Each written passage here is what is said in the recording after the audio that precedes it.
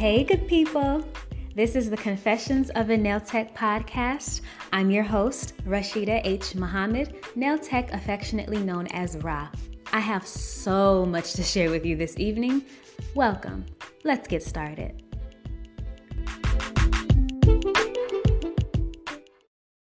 Happy Tuesday, everybody. Did you get a chance to enjoy your weekend? I did. Social distancing has made us all become creative with how we still have fun and enjoy ourselves, but it's been interesting, you know. The Boo and I went to a winery in Kathleen, Georgia. It's about an hour north of Atlanta, and it was an experience for sure. It's called Tilford Winery. Mr. Robert Taylor is the owner and made sure we had a good time tasting the wines made from the muscadine grapes and giving us a history of the winery. He's been in business for over 30 years, and my goodness, you guys, the wine is delicious. We were able to indulge in a 13-year-old semi-sweet Noble Rosé. If you get a chance to do something different, check it out. Which brings me to my topic for this evening. Often, we set out to focus on one career goal, but we live in a time where it wouldn't hurt to be multifaceted, meaning you may have many interests that have nothing to do with one another, or, like me, have a career and interests that complement each other. So, for example, I have a degree in communications, but I am a licensed nail technician. What did I do? I started a podcast that focuses on the nail salon industry. Also, I have a background in marketing. What did I do? I set out to become a brand ambassador for a nail care brand. I say all this to say that you, yes, you, the one listening to this podcast, is capable of doing and being so much more. I have 3 things in mind to share, but don't let these limit you. No, I'm not saying that there is anything wrong with only being a nail technician. I'm not saying that at all. I'm saying that it is okay to have your hands in as many different pots as your heart desires while you continue to grow as a nail technician and hopefully as a salon owner.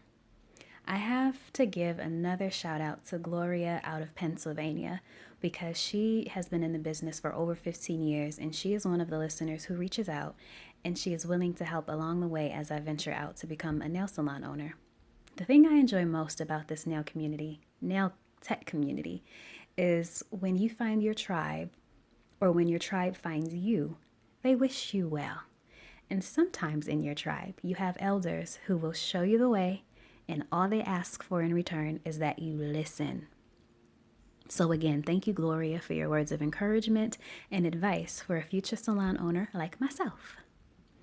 I have touched on this topic a few times in older episodes, but I felt the need to create one episode for the many different avenues of being in the nail salon industry. I've subscribed to Nail Pro Magazine, Nails Magazine, and Beauty Store Business, and in each edition, I get more and more inspired to take on new ventures that are related to, in one form or another, to nail technology. Did you know that it is very possible to run your own nail accessories website? I thought there was so much red tape, but there virtually isn't. There is a method called drop shipping, and all you have to do is find your niche. It's similar to the way some popular online clothing boutiques run their businesses. Your overhead cost is little to nothing because you do not need to keep inventory on your person or necessarily have a warehouse. The customer purchases through you, and the orders go through a website to get fulfilled or a warehouse to get fulfilled of your choosing and is completed. Yes, you're the middleman for now, but it is a way to get your foot in the door to having your own nail supply business. Check it out. I'm certainly doing more research. I borrowed this idea and business model from Jay-Z. His businesses pour into one another, but are also open to the public. So everything pays for itself internally, and you turn a profit by opening up to the public for usage as well. Genius. This is genius. I had to share this because I think we get caught up in trying to source that we often forget to think about ourselves as a potential source. Are you still with me? good.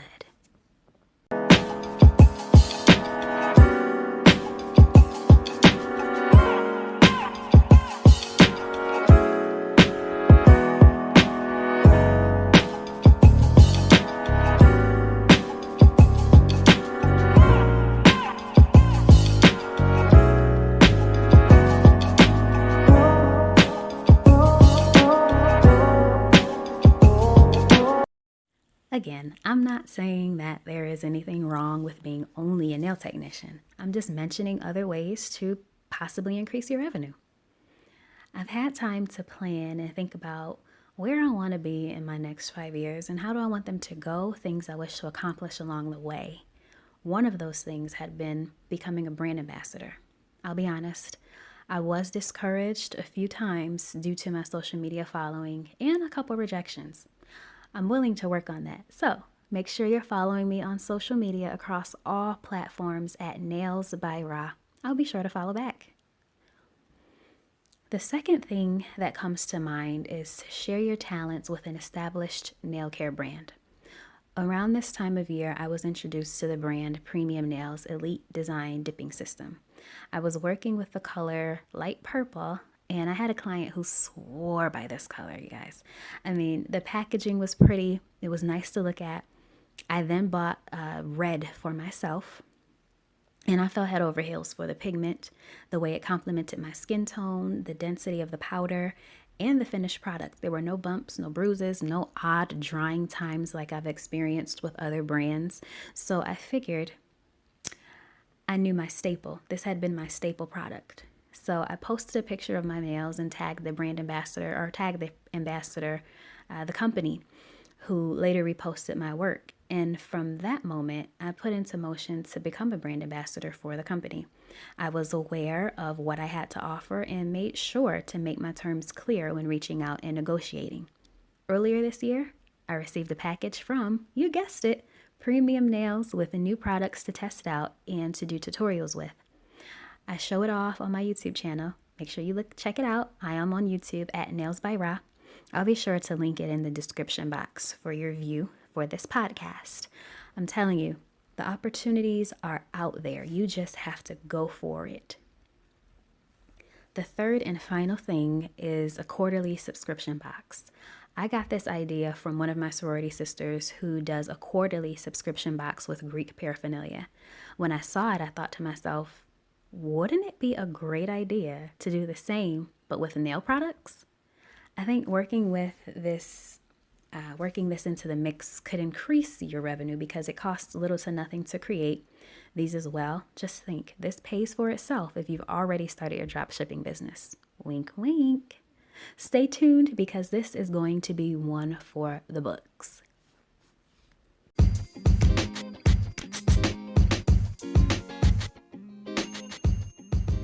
Hey there.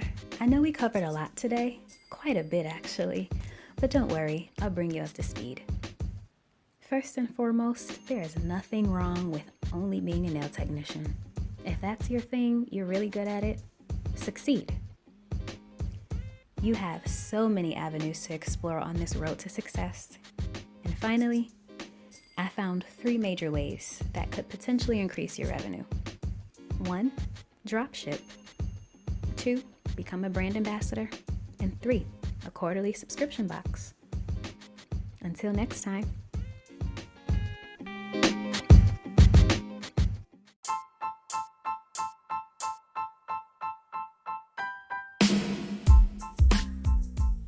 Thank you for tuning in to the Confessions of a Nail Tech podcast. I've been your host, Rashida H. Muhammad, Nail Tech affectionately known as Ra. Make sure you tune in next week, Tuesday, for our next episode. Looking forward to hearing from you. In the meantime, subscribe to the Confessions of a Nail Tech podcast and make sure you stay in the loop by following me across the board on social media at Nails by Ra. Also visit me at www.nailsbyra.com. Until next time.